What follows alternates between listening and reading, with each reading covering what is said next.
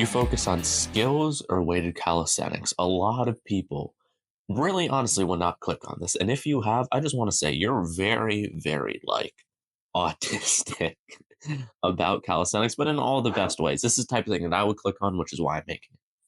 But just think about where you're going to be if you're like actively watching a video on how you can maximize one or the other, because that's what I'm assuming you're looking for, judging based off you clicking this and you like going in on this being in your recommended. This is the type of thing that you watch. So because of that, because you're serious, I'm going to give you the best information and knowledge that I have in order to make not just make you have the best experience, because I'm assuming you don't really care about that.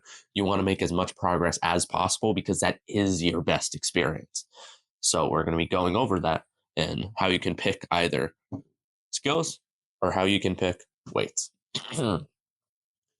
There is a very simple truth when it comes to picking, though, and it's that you really don't have to. You can combine both and make progress in both at the same time, regardless of what level you're at. Just to give some of my stats, 9 months ago, I started calisthenics. I was at 8 or 10 pull-ups. Now I'm all the way up to 100 pounds for 5, maybe 6 reps. I learned my first muscle up, my first one-arm pull-up. I learned my first front lever, and I learned my first handstand push-ups and 90-degree handstand push-ups, all within that time frame. And I started from not very strong, only being able to do like 20 or 30 or so body weight dips, being able to do 8 or 10 pull-ups, all the way up to the strength numbers that I'm at now, doing over 100 pounds on both for sets of 5 to 10 plus. Also, I have a coaching client, or I used to have a coaching client named Rocky Burns. You can even look him up on YouTube. He posts a lot of stuff about Ian Barsicle, so you know who he is. But at some point, I managed to get on a coaching call with him. 12 years old, I coached him all the way up to his first handstand push-up while he was getting stronger at the same time. So if a 12-year-old can do it, you can also do it. So I'm going to be giving you all the information starting now. How can you combine skills and weightlifting? Because that's a limiting belief you had in the beginning. The limiting belief for you was, I need to pick one. That's why you clicked on this, because you want to think, okay, how do I pick one? That's not the case. You can train both at the same time. And that's very important for you to get into your head, because it is possible and you can make progress in that way. You have 2 options, starting out especially. There's a third, but I'm going to be going over 2. You have a skill day and you have a day where you do weights and skills. A skill day is simply exactly how it sounds. You only train the one skill, whether it's handstand push-ups, whether it's muscle-ups, whether it's one-arm pull-ups, and you train that to the maximum at full intensity. You have something called an MRV, a maximal recoverable volume, which basically means if you have a session Monday and you have a session Thursday where you use the same muscles, your Monday session is just enough volume to where you recover just enough to do Thursday's session.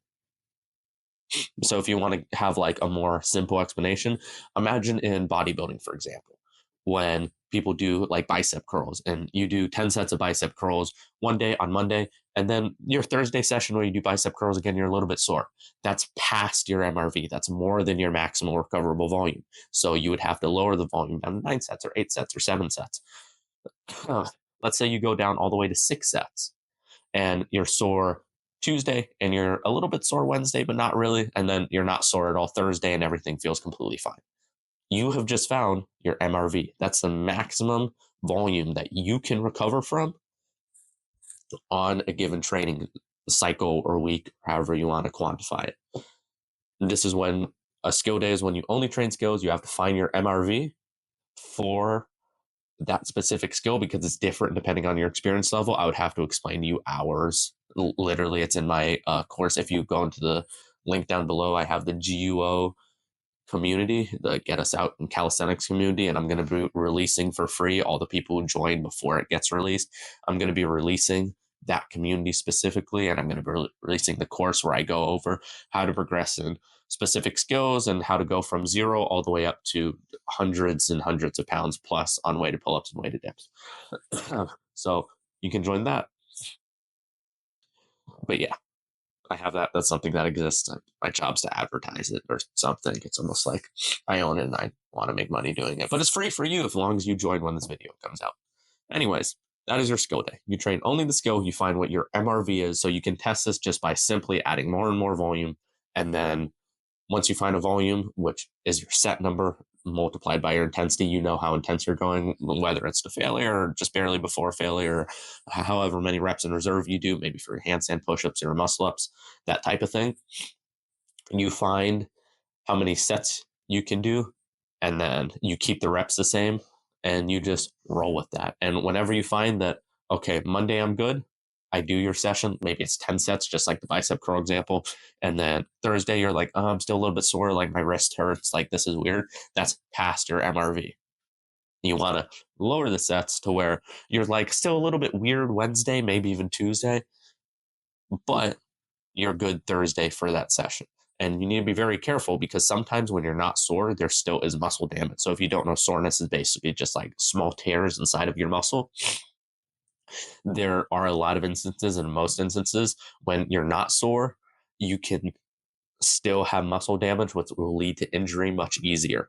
So I would even recommend doing like a Monday session, a Friday session, and then instead of doing like specific days of the week, I'm sick, by the way, doing specific days of the week, you can do like a day 1 and then a day 5, and then go all the way up to like day 10, maybe, or like day 8. And then you repeat the cycle from there. Now, your second option, you can do weights and skills at the same time. So you train weights and skills on the same day. How do you do this?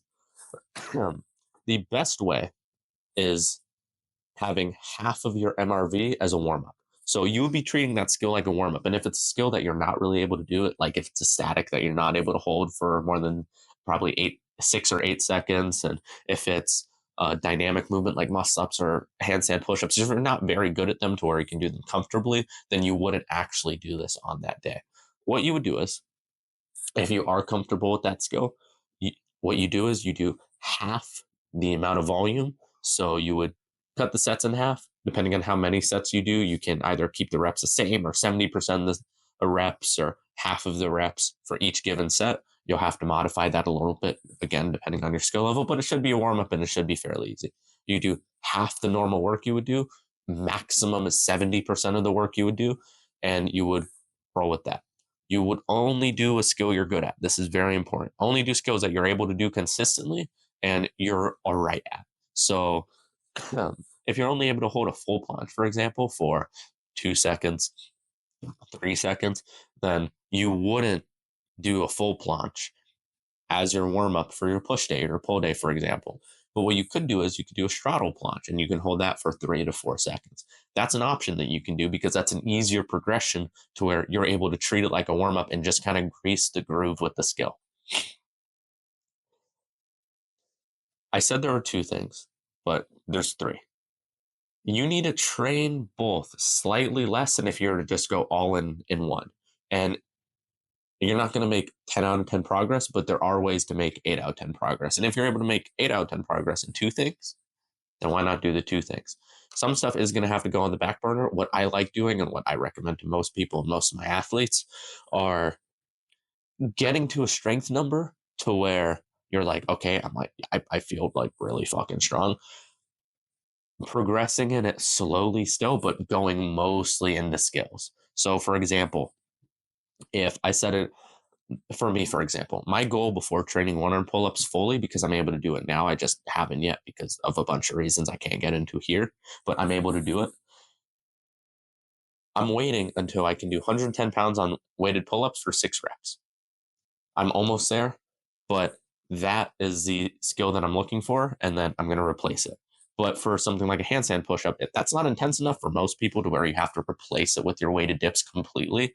But what you can do is, okay, when I get to 150 pounds for 10 reps on weighted dips, what I'm going to do is I'm just going to lower the number of sets that I'm going to do. I'm going to get rid of a session. So if I do 2 sessions a week, I'll do 1 session a week and still make progress, but very, very small progress. So I'll do like a deload session later in the week when I train my handstand push-ups. And I'll go more into handstand push-ups. I'll put more of my time, more of that total MRV. So like if this cut, for example, if I was trying to fill it with what my body can recover from, you would take out some of the orange liquid, which is the strength building, the base building, the weighted dips, the weighted pull-ups, and you would put in some of the green liquid, which is the skills and all that kind of stuff. So the cup still is the same size. You're just filling it with different things. Again, it can only hold so much. That's what your MRV is. You only have so much you can recover from. Even if you're doing everything absolutely perfectly, there still is a limit because humans aren't designed for constant resistance training because when the fuck are you like reaching failure in nature? When were cavemen ever like, oh, ooga booga, bicep curl? That wasn't something that happened.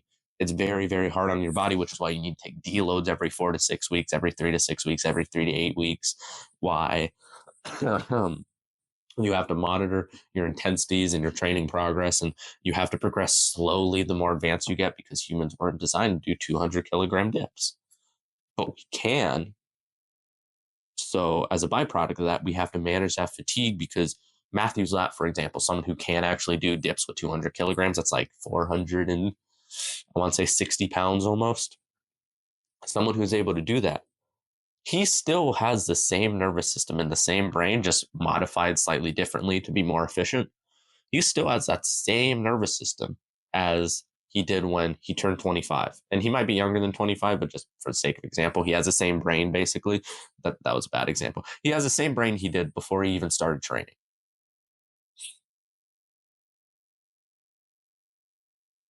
So you need to realize that MRV is something that exists. You do have a maximum that you can do, and that's okay. That means, yeah, you love training, and I'm assuming you love training if you've watched to this point, because again, you're serious about this. You actually care about making progress.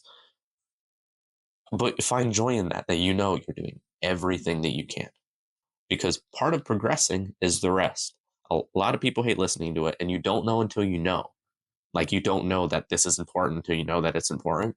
People telling you isn't going to be enough. You either have to get injured or you have to realize that, oh crap, I rested for a week and I feel way better and I'm performing better. Then that's when you will learn that step. But I'm telling you now, it's very important. So, what are your next steps? Go on the link in the description, join the GUO community. I'm going to be releasing courses and a bunch of different stuff and posts, and you'll be around tons of other people who are serious as you about calisthenics who want to get into the actual sport. As for serious people who want to progress in calisthenics, get stupid strong, and learn either their first skill or progress massively in skills they already know. My name has been Brandon. Go on the link in the description. See ya.